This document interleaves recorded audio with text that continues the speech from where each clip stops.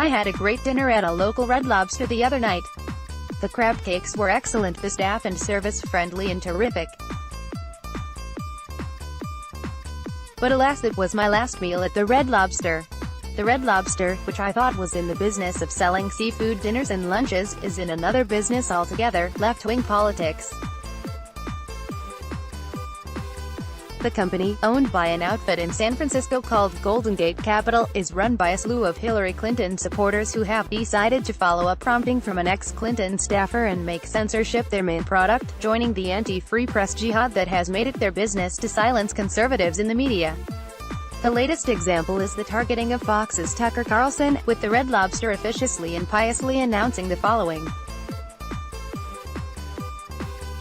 Red Lobster's advertising buying guidelines reflect our core values and commitment to supporting programming that represents the highest standards of good taste, fair practice and objectivity.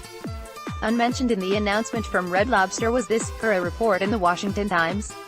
Activists like Think Progress founder Jed Legum renewed the boycott, specifically calling on Red Lobster to pull its ads. But of course, once again the extreme far left is on yet another anti-free press and free speech jihad, this time bullying Red Lobster. Then again, maybe it isn't bullying after all.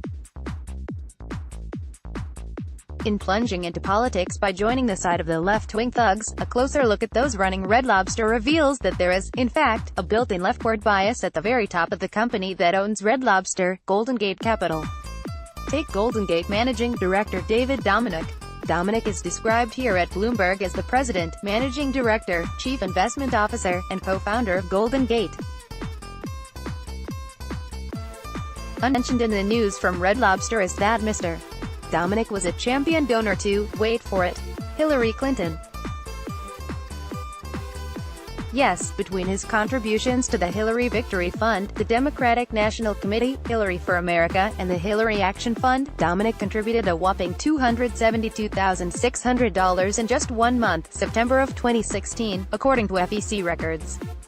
Also similarly inclined, Golden Gate Managing Director Rishi Chandna, a repeated contributor, totaling over $10,000 to Hillary Clinton 2016 running mate Tim Kaine in Kaine's 2018 re-election race. Golden Gate Managing Director Felix Lowe, also a repeat Hillary Clinton contributor to the tune of $5,400 in 2016. Golden Gate Managing Director Joshua Olshansky, a Hillary Clinton and DNC contributor in the amount of $50,000 in 2016. Golden Gate Managing Director Jim Rao totaled $50,000 to Clinton committees and the DNC, which is to say, half of the managing directors of the firm that owns Red Lobster, including the president and co-founder, between them, gave almost $400,000 to Hillary Clinton, Tim Kaine, and the Democratic National Committee. There's more. Over at The Wrap, reporter John Levine noted this.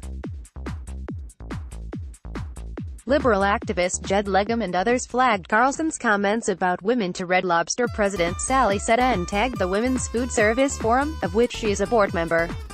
While Ms. Seta is not listed as making any campaign contributions to anyone, the same cannot be said of Hattie Hill, the president of the Women's Food Service Forum on whose board Seta sits. Again, according to the FEC, Ms. Hill contributed $4,700 to 2 Hillary Clinton committees. And oh yes, the aforementioned liberal activist Jed Legum.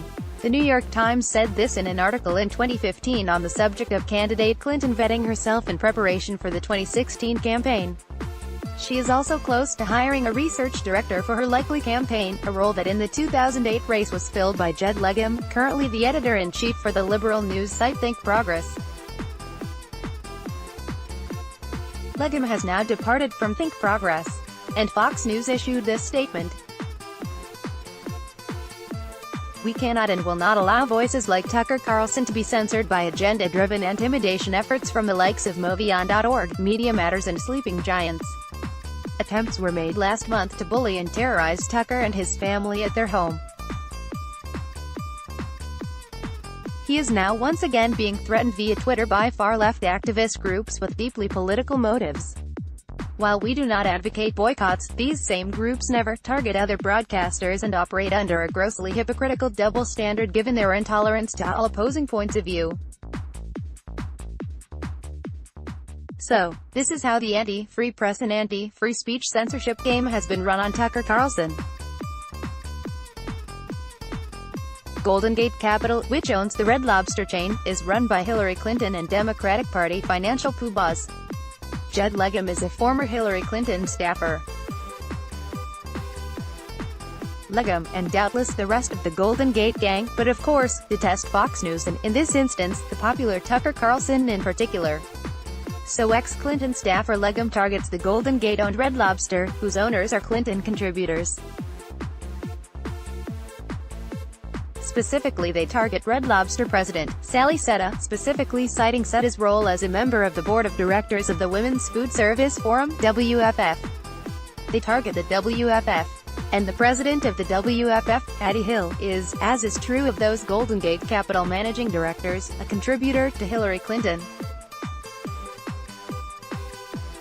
And voila! From Clinton staffer to Clinton donors and owners of the Red Lobster, out comes this pious statement from Red Lobster announcing that it will no longer advertise on Tucker Carlson's show because Tucker does not reflect our core values. Let's be clear. When the curtain is pulled back, the real core values that run the Red Lobster, courtesy of the network of left-wing activists disguised as corporate officials, are contempt for a free press and free speech. Not to mention a contempt for its own customers, like me. Goodbye, Red Lobster. You will be missed. But I like my seafood served without a side of pro-censorship, extremist, left-wing politics. Anthony 22 and English Wikipedia, Creative Commons.